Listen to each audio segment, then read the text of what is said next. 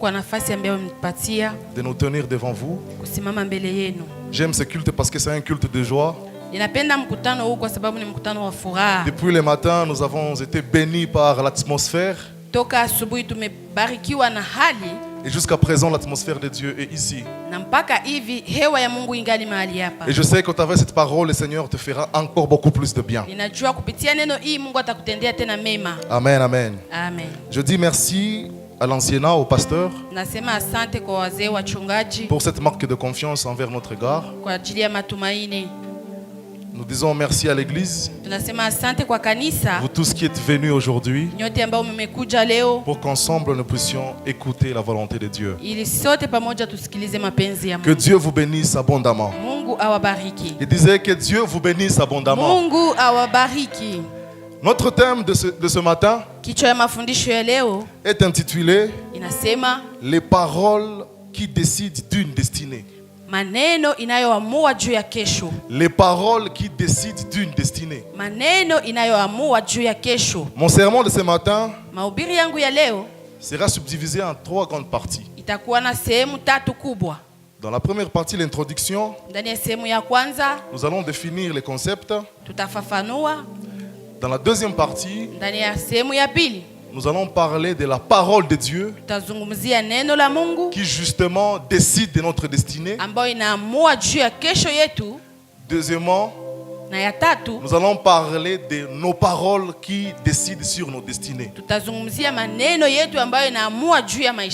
là, nous verrons les paroles qui ont des effets sur nous-mêmes et les paroles qui ont des effets sur les autres. Amen, amen. Alors, qu'est-ce que la parole? Selon le dictionnaire, la parole désigne la faculté de communiquer sa pensée au moyen du langage. Amen. Elle désigne également ce que l'on dit.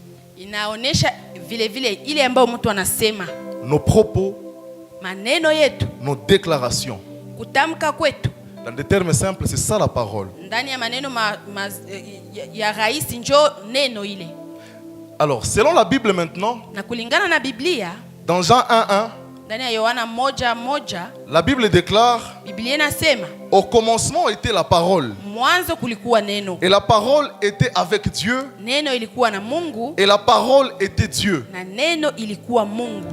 Ici, ça sort de la connotation du dictionnaire.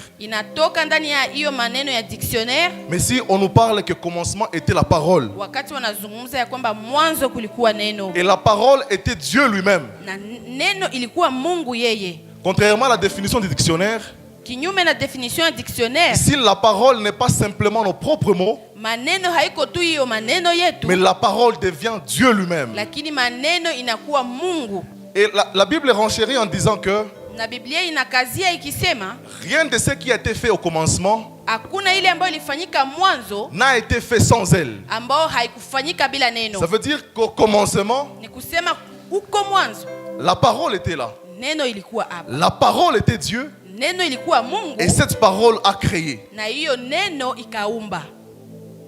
Alors lorsque Dieu parle, ce n'est pas simplement un son qui sort de sa bouche, mais c'est un son qui produit des effets, qui produit des résultats énormes. Qu'est-ce qu'une destinée? Le mot destinée désigne dans le langage courant l'ensemble des événements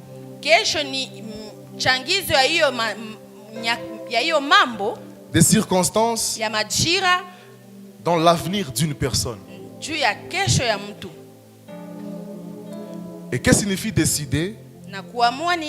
Décider, ça veut dire faire un choix. Déterminer une orientation. Trancher entre plusieurs possibilités. Ça veut dire que tu peux te décider d'utiliser ce micro en lieu et place de l'autre micro. Là, tu as décidé. Alors, la combinaison de toutes ces définitions, cela veut dire que nos paroles, nos propos, La parole de Dieu, des fois ça décide sur notre lendemain, notre destinée. Voilà pourquoi nous allons faire attention sur ce que Dieu dit. Nous allons marteler sur ce que réellement Dieu a dit sur nos vies. Nous allons voir les effets de nos paroles sur nous-mêmes. Et les effets de paroles sur les autres. En réalité, nous les chrétiens, nous vivons par la parole. Même quand on ne pêche pas, c'est à cause de la parole. Voilà pourquoi le psalmiste nous renseigne dans Psaume 119, 11. Il dit: je serre ta parole dans mon cœur afin de ne pas pécher contre toi. Alors, qu'est-ce que Dieu a dit?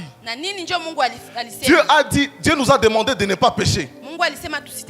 Alors, qu'est-ce qui nous empêche de ne pas pécher?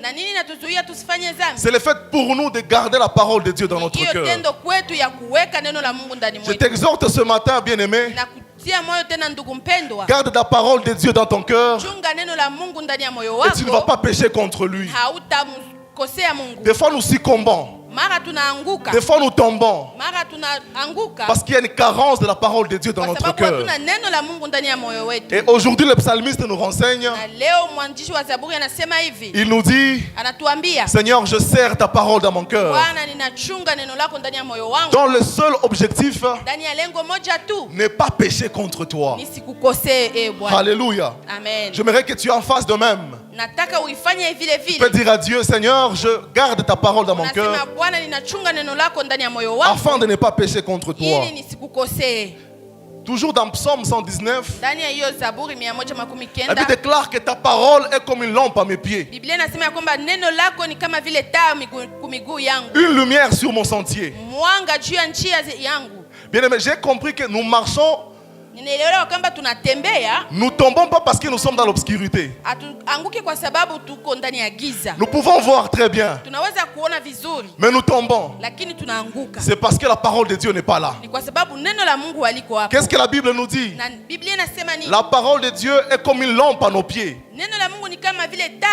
Cela veut dire partout là où je veux fouler mon pied, je suis éclairé par la parole.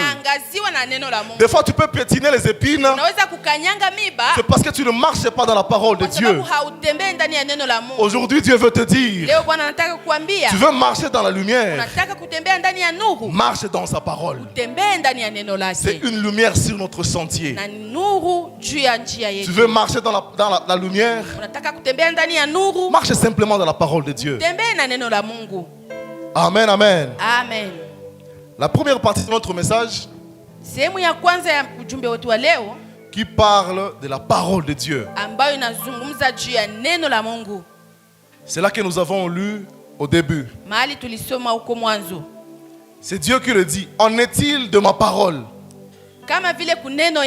qui sort de ma bouche, elle ne retourne point à moi sans effet, sans avoir exécuté ma volonté et accompli mes desseins. Le vendredi passé, nous avons vu que Dieu a les oreilles. Nous avons également vu que Dieu a les yeux. Mais la Bible nous révèle encore une autre dimension de Dieu. C'est que Dieu a une bouche pour parler. Amen, amen. Au-delà d'entendre ta prière, au-delà de voir tes larmes, Dieu peut également parler. Et c'est ce qu'il nous renseigne ici.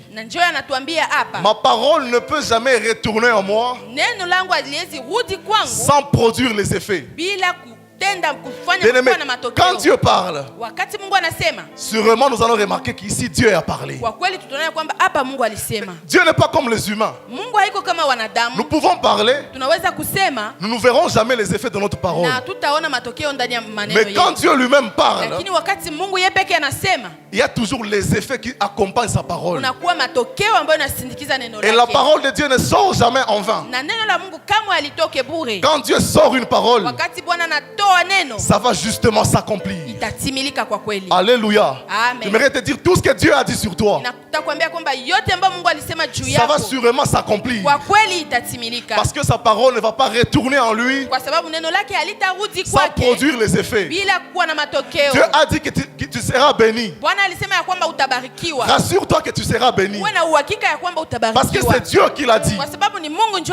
Et quand Dieu dit, personne ne peut le contrecarrer. Il agit sans le conseil de l'homme. Moi, humain, je peux te dire, je vais te donner $100. Tu restes dans la joie. Et après un certain moment, je vais trouver des difficultés. Et je ne parviendrai plus à te donner les $100 que je t'ai promis. C'est ça, moi, humain. Mais Dieu lui-même, il ne rencontre jamais des obstacles. Quand Dieu t'a promis quelque chose, il n'y a pas des obstacles qui puissent l'empêcher d'accomplir ce qu'il a dit. Nous les humains, nous nous heurtons à des obstacles. Nous nous heurtons à des difficultés qui font que nous ne puissions pas réaliser nos promesses. Mais je me demande quel obstacle peut freiner Dieu. Qui peut freiner Dieu? Cela veut dire quand Dieu t'a promis quelque chose, il le fera sûrement. Amen, amen. Quand Dieu parle, quelque chose se met en mouvement. Quand Dieu parle, tout se mobilise pour l'accomplissement. Alléluia. Dieu, quand il parle, des fois il peut utiliser même les sorciers pour l'accomplissement de ton miracle. Dieu peut utiliser même tes ennemis pour l'accomplissement des miracles dans ta vie. Dieu n'est pas limité. Dieu ne peut pas trouver des obstacles. Il se fraye des chemins partout. Même là où il y a une barrière, Dieu peut passer. Imaginez la grandeur de Dieu. La Bible dit le ciel est son trône, la terre est son marchepied. Alors quelle barrière peut freiner Jésus? Qui peut freiner Jésus? Personne ne peut freiner notre Dieu. Alléluia. Amen. La terre c'est son marchepied. Cela veut dire qu'il voit la terre comme ça. Il contrôle tout au même moment. Il s'occupe de nos vies au même moment. Tu sais, les humains disent on ne peut pas suivre deux lièvres au même moment.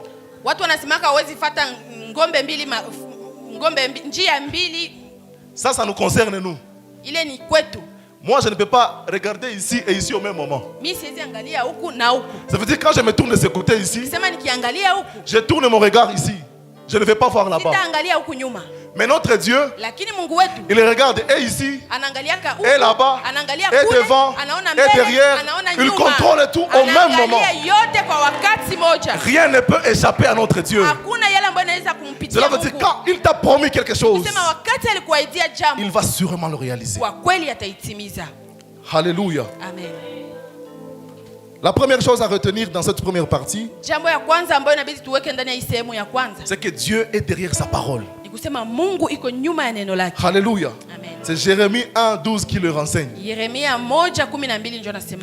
est derrière sa parole pour son accomplissement. Vous savez, être derrière sa parole, cela veut dire que Dieu va suivre au pied de la lettre ce qu'il t'a dit. S'il t'a dit qu'il va te bénir à Beni, bien que tu es ici à Goma, il fera tout pour que tu sois béni là-bas là où il a fait dit. Alléluia. Il veille sur sa parole. Il est derrière sa parole dans un seul objectif, son accomplissement. Amen, amen. Dieu ne peut pas dire et sa parole passe inaperçue. Dieu ne peut pas prononcer un mot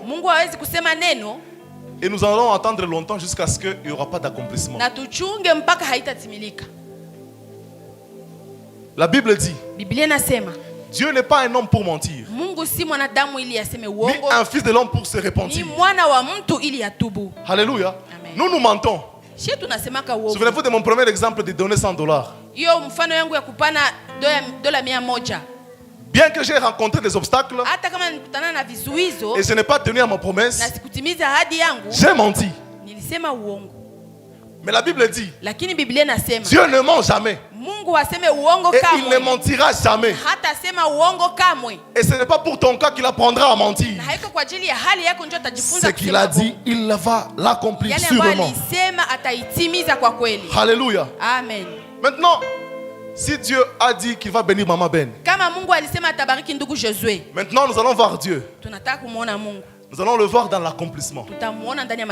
C'est là que nous voyons que les gens viennent ici pour témoigner. Là, il dit que tu vas te marier et l'accomplissement est arrivé. Ça, c'est ce que Dieu dit. Il ne rentre jamais en arrière. Quand il a dit quelque chose, il marche derrière sa parole. Il marche derrière sa parole jusqu'à ce que sa parole va s'accomplir. Alléluia. Dans Jérémie toujours, la Bible dit que je veille sur ma parole pour l'exécuter. Vous savez, veiller, ça veut dire quoi? Je ne dors pas pour que ce que je t'ai dit puisse s'accomplir. Alléluia. Amen. Quand toi tu dors, Dieu s'occupe de ce qu'il t'avait dit. Il ne dort pas pour veiller à l'exécution de ce qu'il t'a dit. Vous voyez, quand la Bible dit Dieu ne dort ni ne somnole jamais, c'est parce qu'il veille sur sa parole pour son accomplissement. Alléluia. Ça veut dire, nous, la nuit, pendant que nous étions endormis, Dieu veillait sur sa parole. Il veillait sur ce qu'il a dit pour son accomplissement. Alléluia. Ça peut arriver que Dieu ait dit une chose et que tu ne vois rien momentanément pour l'instant. J'aimerais que tu saches une chose.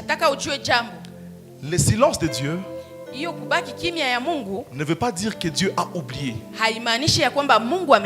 Ne veut pas dire que Dieu a abandonné. C'est parce que Dieu, quand il t'a dit il va te bénir, Dieu ne s'occupe pas seulement de préparer ta bénédiction. Il prépare également, il te prépare toi qui seras béni. Alléluia. Amen. Dieu prépare et la bénédiction et la personne qui sera bénie. Il y a des bénédictions auxquelles Dieu ne peut pas nous exposer tant qu'il ne nous a pas encore préparés. Voilà pourquoi vous voyez certains frères avec un salaire de $300, le dimanche devient son jour de sport. Il appelle le révérend par son nom. Avec seulement $300, tu n'as pas été préparé. Alléluia. Amen. Voilà pourquoi quand la bénédiction traîne, et si réellement Dieu t'a dit qu'il va te bénir, c'est parce que Dieu travaille encore sur toi. Dieu, quand il nous bénit, il n'a pas l'objectif que nous puissions abandonner l'église. Il n'a pas l'objectif que nous puissions être des orgueilleux. Quand Dieu nous bénit, c'est pour que le peuple de Dieu soit également édifié par notre bénédiction. Alors je prie pour toi ce matin. Quand tu seras béni, n'abandonne jamais l'église. Sois toujours humble comme avant. Que l'argent ne puisse pas t'éloigner de Dieu. Certes, tu seras béni. Demeure obéissant à Dieu. Alléluia. Que les biens que Dieu nous donne ne nous éloigne pas de Dieu. Voilà pourquoi Dieu, quand il prépare la bénédiction, il prépare la personne qui sera bénie. Donc toi qui as la promesse de Dieu, tu es dans la préparation. Tu es en train d'être préparé pour que quand tu seras élevé, que tu demeures humble. Amen. Amen. La deuxième chose à comprendre dans notre première partie,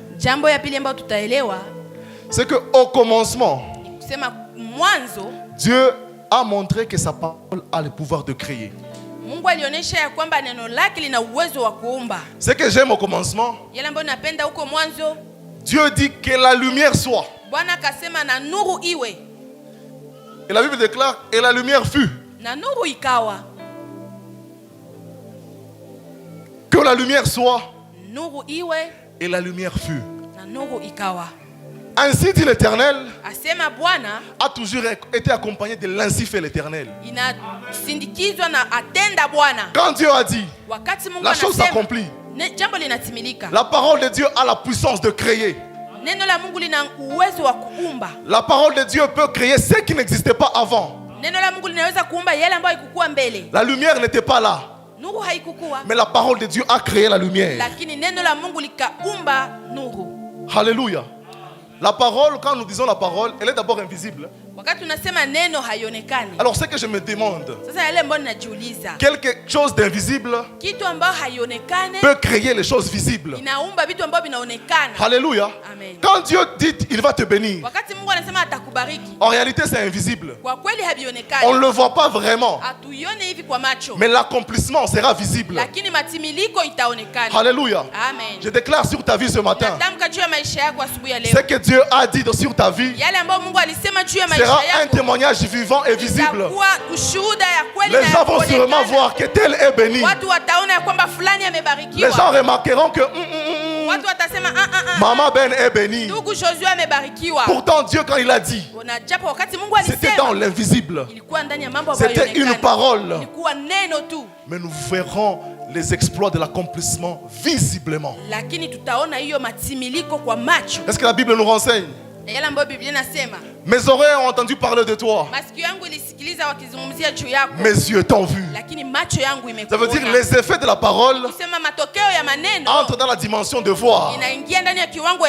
Dieu n'agit pas et ça reste inaperçu. Quand il agit, et la personne bénie va voir, et son entourage verra également. Et tu témoigneras devant les gens. Amen, amen. C'est ça Dieu. La parole qui crée. Depuis le commencement, la parole de Dieu a créé. Et ce que j'aime avec la parole de Dieu, elle ne s'est pas limitée au commencement. Elle continue à créer jusqu'aujourd'hui. Alléluia. Voilà pourquoi j'ai prié pour toi ce matin. Que Dieu crée quelque chose de nouveau dans ta vie, qui va surprendre tes ennemis. Pendant que tes ennemis attendent que tu viennes du côté gauche, la création de Dieu va provenir du côté droit. Et tes ennemis seront surpris. Parce que Dieu a créé. Alléluia. Amen. Pendant que nos yeux voient le désert, Dieu peut voir une source. Pendant que les ténèbres étaient au commencement, la parole a créé la lumière. Peut-être que tu as longtemps demeuré dans les ténèbres. J'aimerais te rassurer ce matin. La parole de Dieu peut créer la lumière dans ta vie. La parole de Dieu peut te montrer le droit chemin. La parole de Dieu peut t'orienter. Et tu ne vivras plus dans les ténèbres. Alléluia. Amen. Troisième chose que nous pouvons comprendre, j'y vais vite. C'est que la parole de Dieu peut transformer une destinée. Alléluia. Amen. La parole de Dieu peut transformer une destinée. Dieu dit à Abraham, je ferai de toi une grande nation. Je te bénirai. Je rendrai ton nom grand. Et tu seras une source de bénédiction. Alléluia. Amen. Quand Dieu dit, il projette ce qu'il a dit dans l'avenir. Voilà pourquoi il dit à Abraham, il utilise le futur. Il lui dit, je ferai de toi une grande nation. Quand Dieu dit à Abraham, je ferai de toi une grande nation,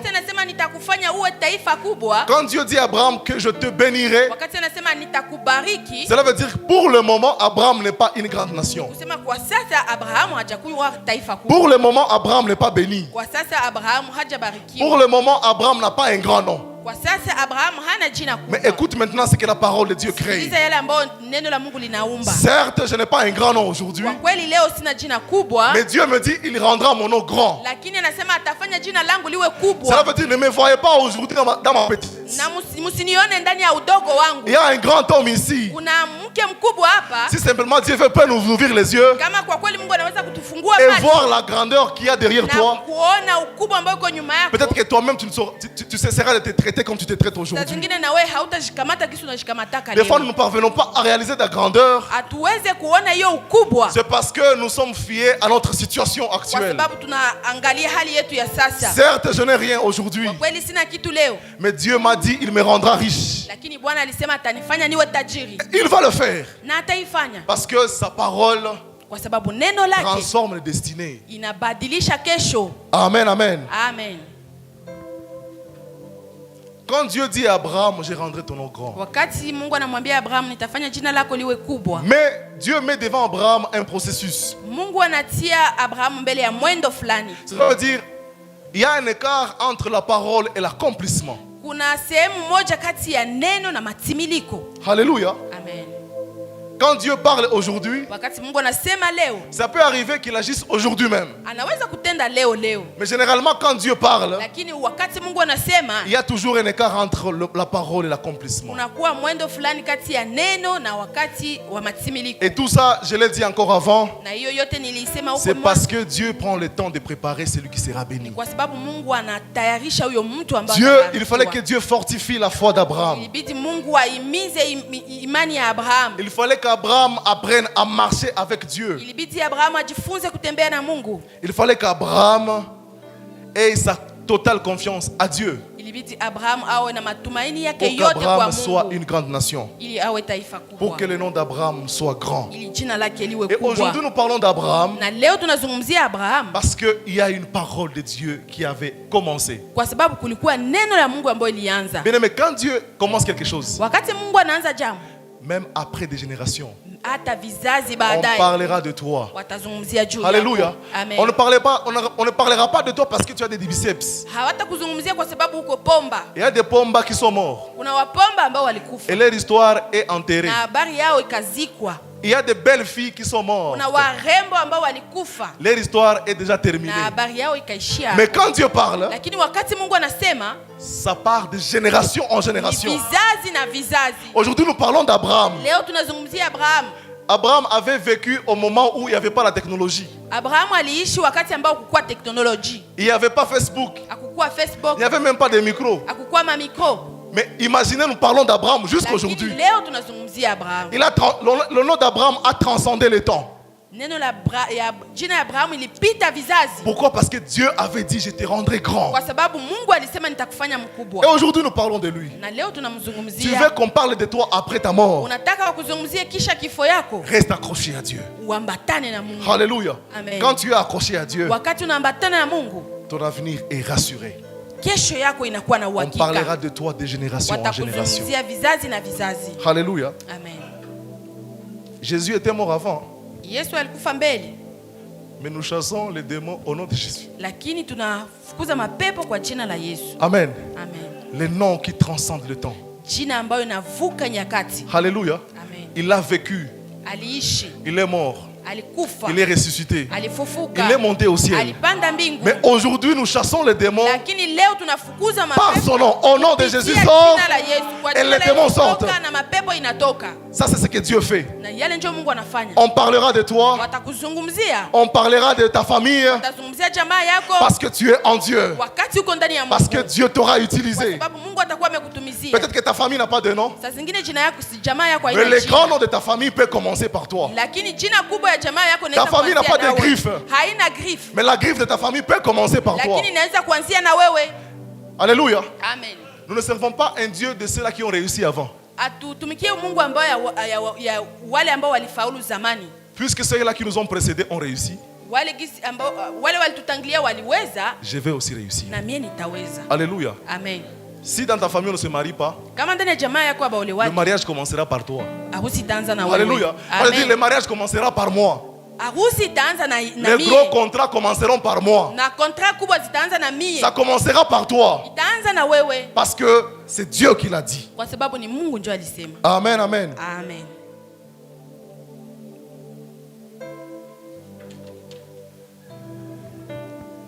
La parole de Dieu.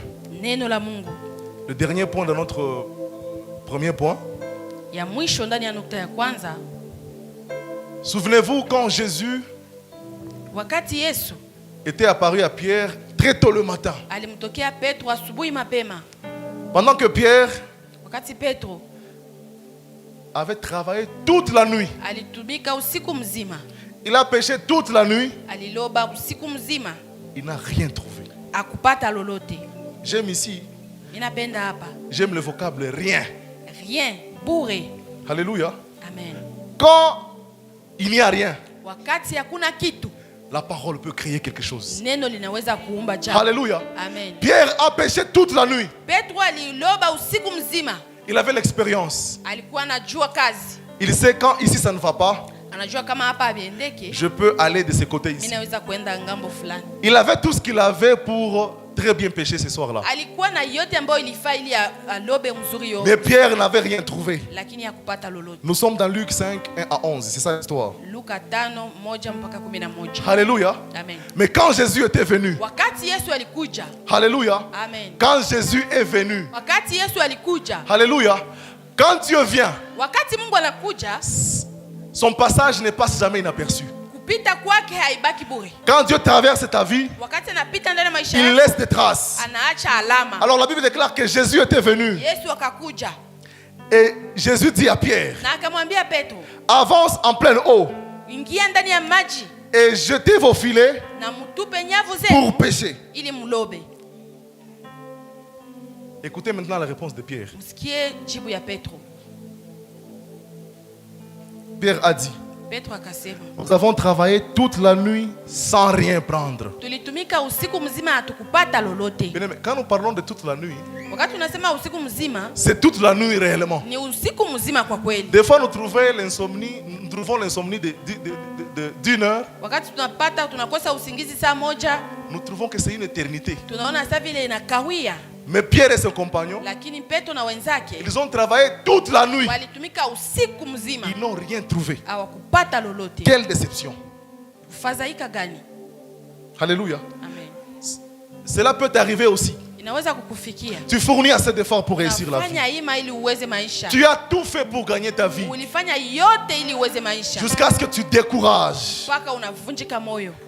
Mais Jésus te dit ce matin, avance en eau profonde et jette le filet.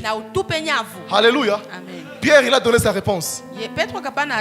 Autrement dit, la réponse de Pierre voulait dire, Jésus, nous connaissons notre métier. Nous avons déjà essayé. D'ailleurs, ouais, pécheur. Toi, tu n'es pas pécheur. Nous sommes fatigués. Nous avons tout fait. Nous n'avons rien trouvé.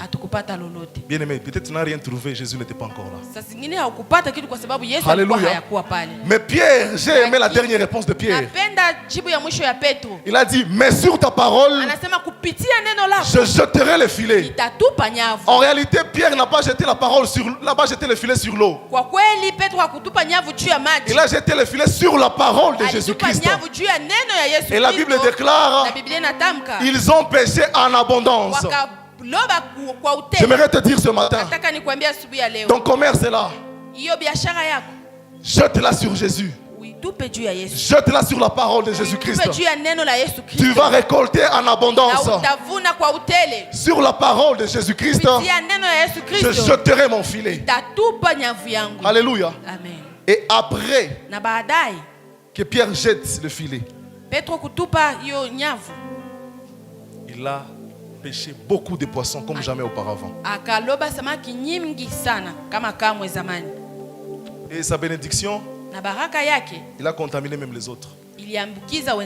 C'est ça les effets de la parole de Jésus. Quand il te bénit, il influence même tes voisins. Alléluia. Ce que j'aimais avec Pierre ici, les compagnons autour de lui ont bénéficié de sa bénédiction.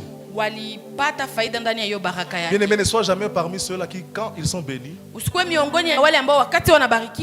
ils mangent seuls. Alléluia. Amen. Quand tu seras béni, mange avec ton frère. Mange avec celui qui est à côté de toi. C'est ça la bonne bénédiction. Il y a les gens qui humilient les autres parce qu'ils sont bénis. Le bien-aimé a trouvé le travail. Il dit, vous n'avez pas de travail parce que vous êtes des paresseux. Ce n'est pas parce que tu es aujourd'hui que ceux-là qui n'ont pas encore eu sont des paresseux. La grâce t'a seulement localisé. Tu n'es pas spécial. Alléluia. Quand tu as trouvé ton mariage, ne dis pas que ceux-là qui n'ont pas encore de mariage ne savent pas draguer.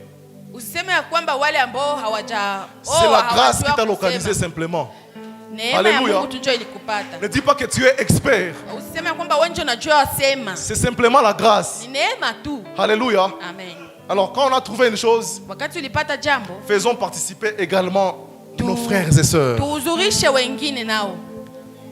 Tu as donné une veste à ton frère. Maintenant, une façon de l'humilier, tu dis, hii veste nipatia dadi nampendeza. Ah! Pourquoi tu veux l'humilier? Parce que tu lui as donné. Alléluia. Amen. Quand Dieu te bénit, n'humilie pas les autres. Au contraire, élève les autres. N'humilie jamais les gens parce que tu es béni. C'est possible que quelqu'un qui est au 10e étage tombe. Et l'eau qui est chaude aujourd'hui peut devenir froide demain et devenir glace. Maintenant, imagine si tu avais humilié les gens le jour de ton ascension et que tu tombes. Ça sera très ridicule. Comme Pierre, quand Dieu nous bénit, bénissons également les autres. Alléluia. Amen. Et ça sera pour nous une grande œuvre. Alléluia. Amen. Quand Jésus arrive devant la tombe de Lazare, pendant que les membres de la famille de Lazare ont beaucoup pleuré, ils l'ont déjà enterré. Mais quand Jésus arrive, une simple parole a ramené Lazare à la vie. J'aimerais te dire ceci. Tout ce qui était mort dans toi peut reprendre vie au nom de Jésus-Christ. C'est ce que Jésus a fait avec Lazare. La Bible déclare, les hommes ont dit, ils sont déjà. Alléluia. Les hommes ont mis Lazare dans la tombe. Mais Jésus est venu, il l'a ramené à la vie. Peut-être que les gens t'ont enterré par leur dit. Jésus viendra te ressusciter. Et ceux-là qui ont dit, ils sont déjà. Ce sont ceux-là qui vont te débander. Et ils vont t'accompagner dans ton lieu de gloire. Alléluia. Amen, amen. Est-ce que tu peux acclamer pour notre Jésus-Christ?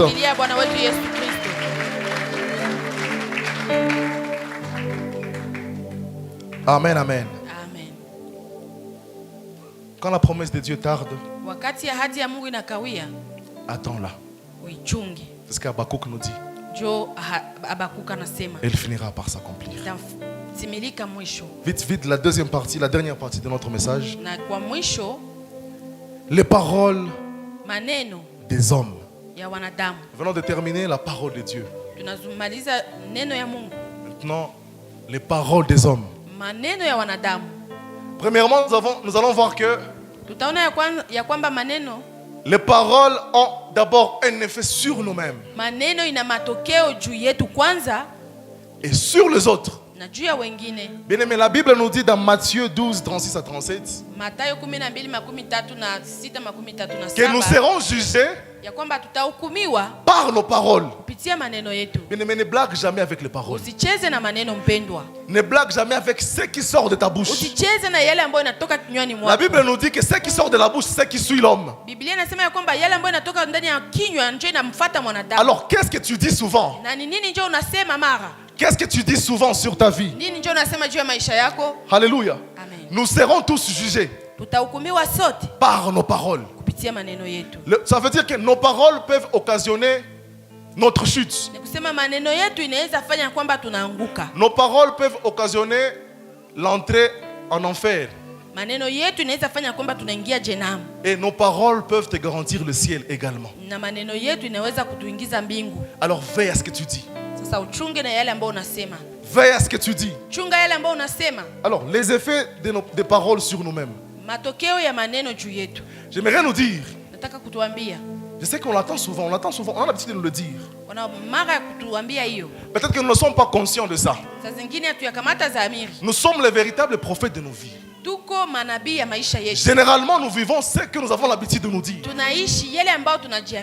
Si tu te dis que tu es venu accompagner les gens, ok, accompagne-nous. Si tu dis que toi tu ne réussiras jamais, alors tu ne réussiras pas. Alléluia. J'aimerais qu'à partir d'aujourd'hui, même quand les moments sont difficiles, dis en toi-même que je vais réussir. C'est Dieu qui le dit. Même quand je marcherai dans la vallée de l'ombre de la mort, je ne crains aucun mal. Cela veut dire qu'il y aura de temps en temps où nous marcherons dans la vallée de l'ombre de la mort. Et le verbe ici, c'est le verbe marcher. Ce n'est pas se lever dans la vallée de l'ombre de la mort. C'est marcher. Cela veut dire qu'il y aura une fin. Alors quand tu traverses la vallée de l'ombre de la mort, ne prononce pas des mauvaises paroles sur ta vie. Ne prononce jamais des mauvaises paroles sur ta famille. Ça risque de t'affecter pour du bon. Même quand ça ne va pas, je me dis à moi-même, je suis grand. Et c'est la Bible qui le dit. Que le faible dise je suis fort. Que l'aveugle dise je peux voir. On ne dit pas que c'est le pasteur qui dira à l'aveugle tu peux voir. C'est à l'aveugle lui-même de se dire je peux voir. C'est au faible lui-même de se dire que je peux être fort, je suis fort. Alors qu'est-ce que tu dis sur ta vie? Alléluia. Apprends à prononcer des bonnes paroles sur toi. Apprends à te vanter et à t'admirer. Alléluia. Maintenant ici, il y a des paroles qui marchent avec certains signes de grandeur, avec certains gestes de grandeur. Il y a des petites choses que nous négligeons, mais ça montre que nous ne sommes pas grands. Bien que tu peux dire que je suis grand, mais il y a des faits, des gestes que tu peux faire, ça montre la suffisance que tu n'es pas grand. Prenons l'exemple terre à terre. Tu as utilisé le savon à la maison jusqu'à ce que le savon aille la dimension d'une carte SIM. Tu commences maintenant à utiliser le savon comme ça pour qu'il touche pauvre. Ça, ce n'est pas un geste de grandeur.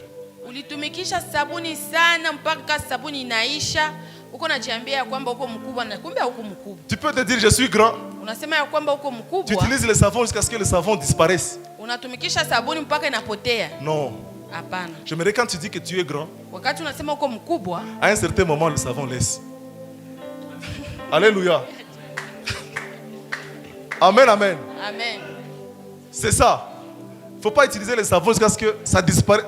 On a casa savon, il joue pauvre. Non, ce n'est pas un geste de grandeur. Les grands ne font jamais ça. Alléluia. Tu as utilisé ta brosse à dents jusqu'à ce que tout le coton est parti.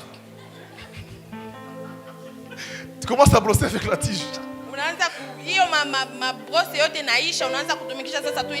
C'est marrant, oui, mais ce n'est pas un geste de grandeur. Pour quelqu'un qui veut devenir grand, il ne peut pas faire ces choses. Ça, ce n'est pas la grandeur, peuple de Dieu. Alléluia. Amen. Les grands ont leur façon de faire. Les grands ont leur façon de marcher. Les grands ont leur façon d'utiliser les brosses à dents. Tu ne peux pas, on a Kamoul, hein, je ne sais pas le terme en français. Kamoul, donc, tu vas te blesser. À un certain moment, laisse, achète l'autre. Amen, amen. Amen, amen. Un jour, je vais vous donner mon exemple. J'étais ici chez le pasteur. J'étais à côté de Anne. Et j'ai coupé mes ongles avec les dents. Anne m'avait déjà remarqué. Elle ne dit rien. Il se peut qu'elle était fatiguée maintenant. Elle me dit, j'ai été surpris. Maman, ce n'est pas possible. Ça, ce n'est pas un geste de grandeur. Alléluia. Amen. Je me dis, je suis grand. Ce n'est pas ça, ce n'est pas approprié. Alléluia. Amen. Les grands peuvent avoir des coupes-ongles, des petites choses comme ça. C'est 500. Arrête de couper les ongles avec les dents. Ce n'est pas la grandeur, ça. Alléluia. Amen.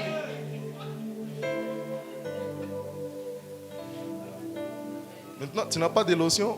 Tu décides d'appliquer la salive. Non, ce n'est pas ça la grandeur. Quand je prophétise sur ma vie, je suis grand. Comment un homme grand tu vas sentir mauvais. Ce n'est pas ça le geste de la grandeur. Cela veut dire quand nous disons que nous sommes grands, faisons certains gestes de la grandeur.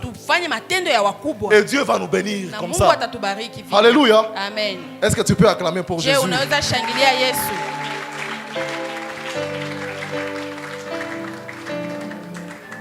Pour terminer, les effets de nos paroles sur les autres. Bien-aimé, les hommes disent les paroles s'envolent, les écrits restent.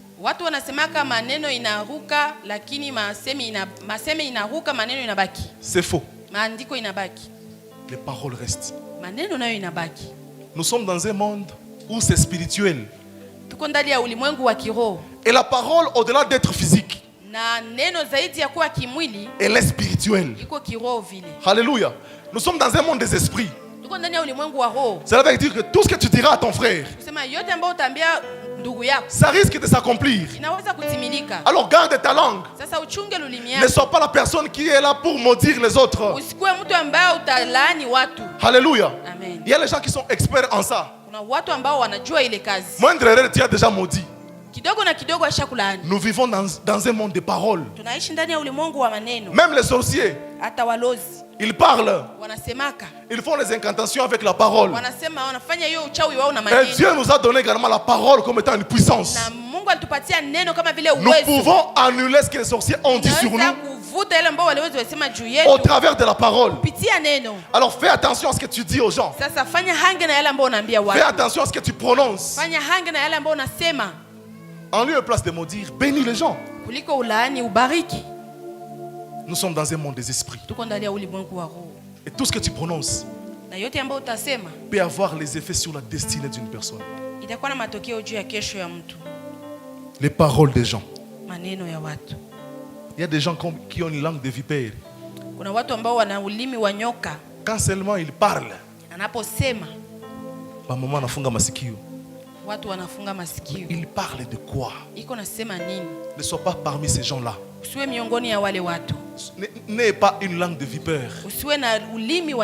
Quand toi tu vas parler, que ce soit des paroles d'édification. Et un homme dans la Bible, on l'appelle Achitophel. La Bible déclare que son conseil était comparable à une révélation du Saint-Esprit. Son conseil, le fait pour lui de te conseiller, imaginez le degré de sagesse d'une personne. Il te conseille, c'est comme si c'est Dieu qui te parlait. Mais toi, quand tu conseilles aux gens, tu as divisé combien de gens à cause de ta parole? Par ta parole, tu as chassé combien de gens à l'église? Tu as occasionné la division de plusieurs personnes par ta parole. Uliachanisha watu wengi kupitia maneno yako. Les gens ne se parlent plus parce que tu es venu mettre ta bouche dedans. Watu hawazungumziane tena kwa sababu ulitia kinywa chako ndani. Alléluia. Que Dieu nous aide. Mungu atusaidie. Que nous puissions veiller sur notre langue chaque jour. Tuchunge ulimi wetu kila siku. Si la division y aura, que ça ne passe pas par moi. Kugawanya isipitie kwangu. Dis en toi-même cela. Ujiambie. Si ça pourrait arriver que les gens se divisent, kama inaweza kufika watu wanaachana, que cela ne vienne pas de moi. Isitokane kwangu. Alléluia. Ne divise pas les gens parce que tu as une mauvaise bouche. Kwa sababu kuna kinywa mbaya. Les commérages. Masengenyo. Avant on croyait que c'était les femmes simplement qui faisaient la médisance. Tulikuwa nawaza ni wanawake tu ndio wanasengenyaka. La surprise est telle que ya kushangaza wanaume nao wanaanza ikaliana. Alléluia. Les hommes qui font des commérages. Wanaume ambao wanasengenya kushinda wanawake. Arrêtons. Tuache. Alléluia. Ne divise pas les gens par ta langue. Usiachanishe watu kupitia ulimi wako. Que ta bouche soit utilisée pour réunir les gens. Ulimi wako utumiziwe kwa ajili ya kukusanyisha watu. Ne soyez pas parmi ces gens-là qui vont créer des groupuscules dans l'église pour détruire l'église. Usikue miongoni ya wale ambao watatia vikundi kwa ajili ya kugawanya kanisa. Ne sois pas parmi ces gens-là qui critiquent les hommes de Dieu. Usikue miongoni ya wale ambao wanasengenya watumishi wa Mungu. Ne sois pas parmi ces gens-là qui critiquent l'église. Usikue miongoni ya wale ambao wanasengenya kanisa. La Bible déclare que Myriam était atteinte de la lèpre. Biblia inasema kwamba Miriam alipata ukoma à cause de la bouche, les partis critiquaient Moïse. Kwa sababu ya kinywa alienda sengenya Musa. Et Dieu l'a frappé sérieusement. Na Mungu akamupiga. Nous pouvons bien déclarer sur nous-mêmes. Tunaweza kutamka vizuri juu yetu. Si nous utilisons notre bouche pour détruire, wakati tunatumikizia kinywa yetu juu ya kuharibu, Dieu s'occupera de nous. Mungu atahusika na shie. Alléluia. Utilise ta bouche pour l'édification du peuple de Dieu. Tumizia kinywa chako kwa ajili ya kujenga kanisa la Mungu. Bénis ta vie. Bariki maisha yako. Bénis également les autres. Bariki vile vile wengine. Ne sois pas prêt. Usiwe tayari à critiquer les gens. Ya kusengenya watu. Ne sois pas prêt. Usiwe tayari à maudire les gens. Ya kulaani watu. Bien qu'on t'a donné une information, hata kama walikupa ujumbe, ne sois pas pressé de maudire les gens. Usiwe tayari kuanza laani watu. Alléluia. Que Dieu nous accorde sa grâce. Mungu atufanizie neema yake.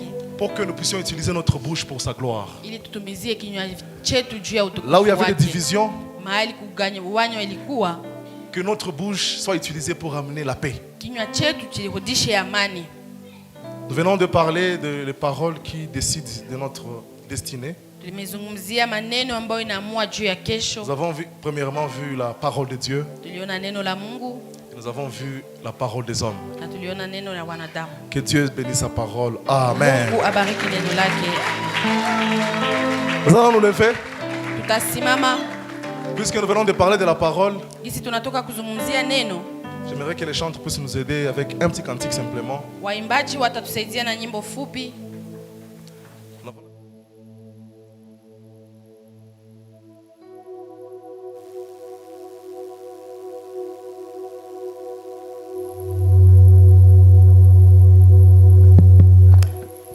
Comme ça.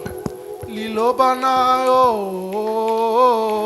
kolo yeswe. Liloba na yo ezalinguya. Ah, liloba na yo kolo yeswe. Liloba na yo ezalinguya. Ah, liloba na yo kolo yeswe. Liloba na nakolata yango lokola ceinture na loketo. Liloba na yo ezali. Oh, mwana Nzambe oh. Liloba na yo ngolo Yesu. Liloba na yo ezali. Oh, mwana Nzambe oh.